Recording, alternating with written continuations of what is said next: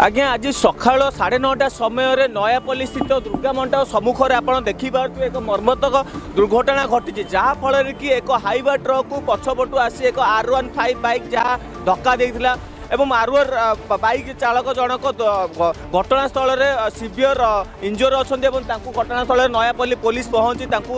तुरंत capital hospital को स्थानांतरित करिछि एवं जहाँ सूचना अच्छी हाइवाटी जाऊला से गाड़ी बाइक द्रुत गति आसी पछपटू धक्का देता।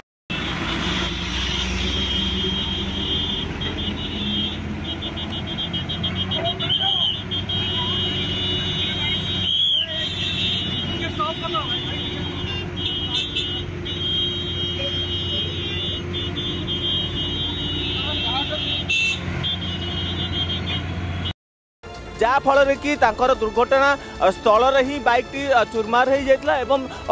जाता से सीवियर इंजोर थे घटनास्थल PCR महत्व पहुँचिकी